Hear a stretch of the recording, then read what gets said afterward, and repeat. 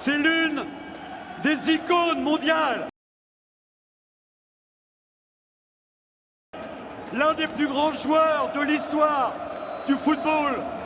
Je ne vous cite pas tout son palmarès. Écoutez le parc.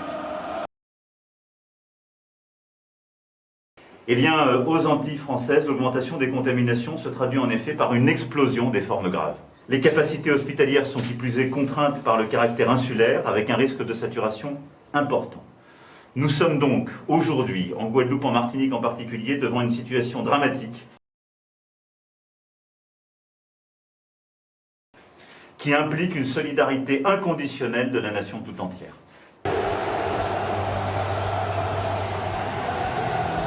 Les hôpitaux sont déjà saturés. En Guadeloupe, la situation, c'est, les autorités sanitaires et préfectorales ont décrété que la situation est grave, mais nous, ce n'est pas notre lecture. Ce qui nous a conduit à reprendre des évacuations sanitaires. Les 3 personnes qui, soi-disant, auraient été envoyées en France en urgence, ce que je ne comprenais pas d'ailleurs, eh bien, ce sont 3 touristes qui ont fait valoir leur droit à rapatriement par rapport à leur carte bleue. Il y a un avion spécial qui vient chercher eux.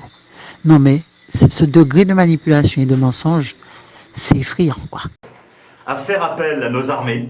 Je remercie une fois encore la mobilisation du service de santé des armées et également à l'envoi de soignants et de pompiers volontaires depuis l'Hexagone. Ils ont décidé de se porter volontaires pour venir en aide à la Martinique et à la Guadeloupe, département français d'outre-mer confronté à une situation sanitaire critique.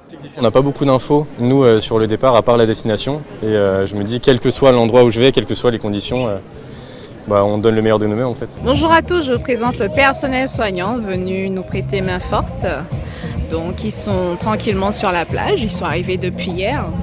Donc je rappelle qu'ils sont venus par rapport au Covid, à la crise sanitaire. Puis voilà, ils se dorent la pilule sur la plage. Mais bon, pas étonnant. 231 soignants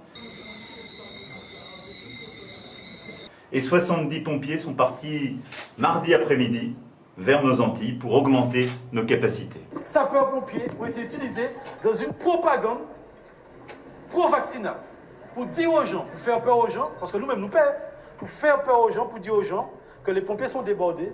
Et comme les pompiers sont débordés, donc il y a une situation de chaos en Martinique. Et on veut faire quoi à la population martiniquaise? Que les sapeurs-pompiers ne peuvent plus répondre comme ils le font depuis belle lurette, comme ils le font depuis mars 2020 à la situation sanitaire. C'est faux.